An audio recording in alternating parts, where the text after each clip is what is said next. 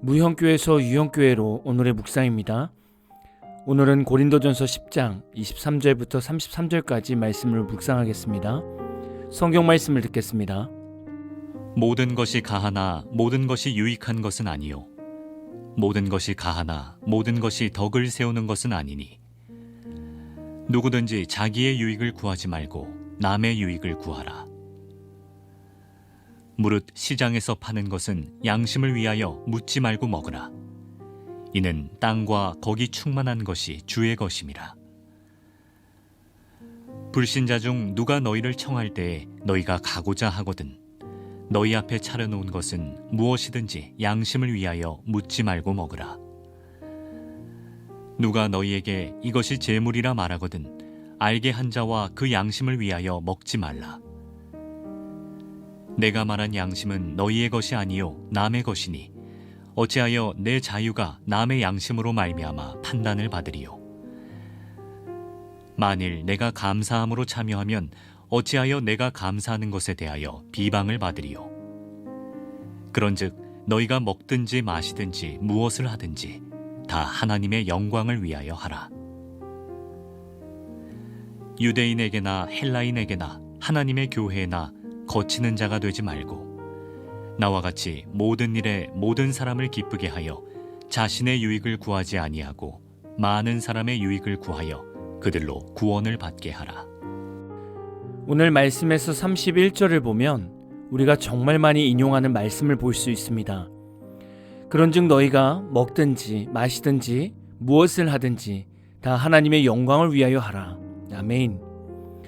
여러분은 이 말씀을 평소 들었을 때 어떻게 이해하면서 묵상하셨습니까?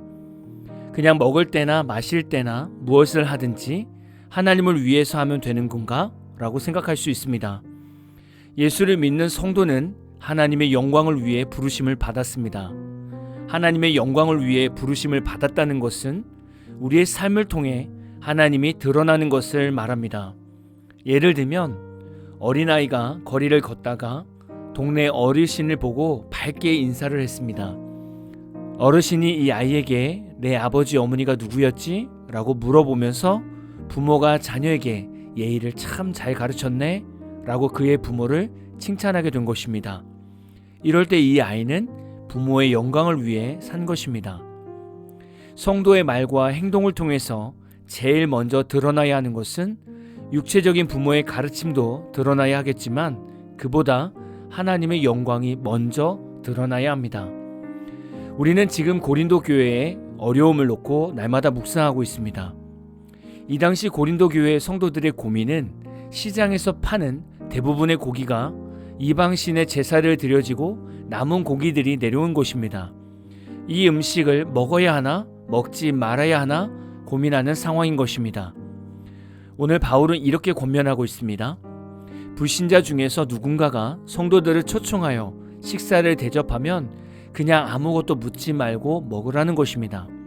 그런데 누가 성도를 초청하여 대접하는데 이 고기가 제물이라고 말하면 알게 한 자와 우리 신앙의 양심을 위해 먹지 말라고 말씀하고 있습니다. 이 말씀은 음식이 문제가 되는 것은 아닙니다. 보여지는 모습입니다. 제사 음식이라는 것을 알게 되었을 때 제사 음식을 알고도 편하게 먹는 성도의 모습을 통해 신앙이 연약한 성도가 마음의 상처를 받을 수 있으니 이런 부분을 신앙의 양심을 따라 잘 절제하여 하나님의 영광만 드러내라는 말씀입니다. 마태복음 15장 11절에서 예수님도 이렇게 말씀하셨습니다. 입으로 들어가는 것이 사람을 더럽게 하는 것이 아니라 입에서 나오는 그것이 사람을 더럽게 하는 것이니라. 예수님도 입으로 들어가는 음식이 더러운 것이 아니라 입에서 나오는 말이 사람을 더럽게 하신다고 말씀하셨습니다. 그렇다면 오늘 말씀을 우리가 어떻게 적용할 수 있을까요? 만약에 하나님이 여러분에게 복을 많이 주셔서 재정이 넘치는 것입니다.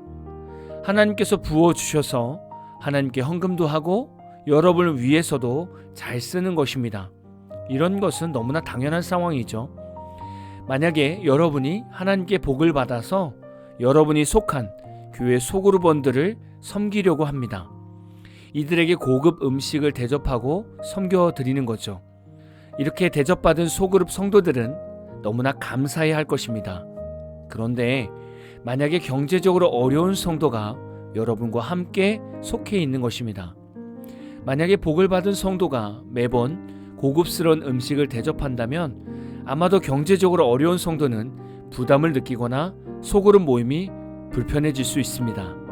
대접받은 성도는 자신이 섬김 받은 만큼 대접해야 되는데 경제적 사정이 좋지 못해서 할 수 없으니 심적 부담만 커질 수밖에 없는 것입니다. 이렇게 되면 오히려 부유한 성도가 잘 섬기고도 불편한 상황이 되는 것입니다. 만약에 이렇게 소그룹 안에서 경제 수준으로 인해 서로 마음이 상하고 부담이 되었다면 우리는 먹든지 마시든지 무엇을 하든지 하나님의 영광을 위해 하지 못한 것입니다. 이런 부분들이 있기 때문에 목회자나 성도들 안에서 지혜가 참 많이 필요한 것 같습니다. 그래서 어떤 교회에서는 이런 문제들을 아예 없애기 위해 소그룹을 편성할 때 생활 수준에 맞게 편성해 달라고 요청하는 성도들도 있습니다. 왜 이런 현상이 일어났을까요? 오늘 말씀처럼 우리가 먹든지 마시든지 무엇을 하든지 하나님의 영광을 위해서 하지 못했기 때문입니다. 여러분, 하나님 안에서 하나님의 자녀들이 함께 있는데 부유한 자와 가난한 자가 함께 할 수 없습니까? 또한 하나님의 사랑 안에서 학벌이 좋은 성도와 학벌이 약한 성도가 함께 할 수 없습니까? 우리는 하나님 안에서 무엇이든지 할 수 있습니다. 중요한 것은 부유한 자는 가난한 자의 심정을 잘 살펴야 되고 학벌이 좋은 사람은 학벌이 부족한 자들을 존중해야 합니다. 그리고 가난한 자는 부유한 자의 섬김을 감사할 수 있어야 하고 학벌이 부족한 자는 학벌이 좋은 자에게 배울 자세를 가져야 합니다. 이렇게 서로 사랑으로 섬기고 겸손하게 바라본다면 우리는 하나님의 영광을 드러내는데 조금은 쉽지 않을까 생각합니다. 특히 우리 기독교인들은 일상에서 불신자들에게 보여지는 모습이 한결같은 모습이 되어야 합니다. 성도의 내면은 하나님이 거하시는 성전이라고 말씀하고 있습니다.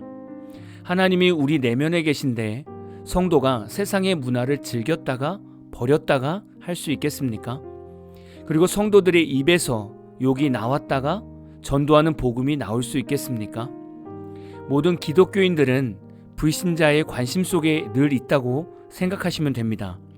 우리 일상에서 무엇을 먹든지 마시든지 무엇을 하든지 하나님이 드러나야 하는 것을 잊지 말고 항상 신앙의 양심을 따라 행동해야 합니다.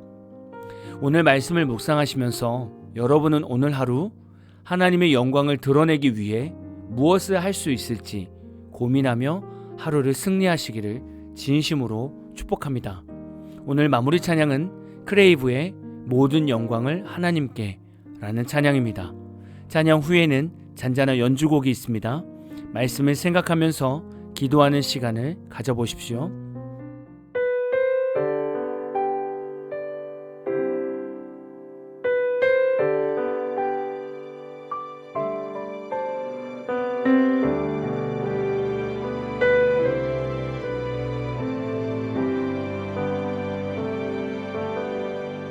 모든 영광을 하나님께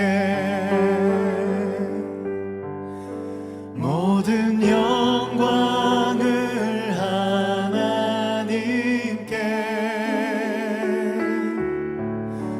온 마음과 뜻 다해 주 사모합니다. 모든 영광을 하나님께 예수님 찬양 받으소서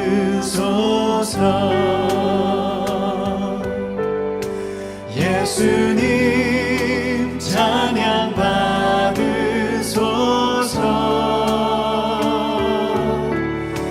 죄 사했네 우리 위해 성령 주셨네 예수님 찬양 받으소서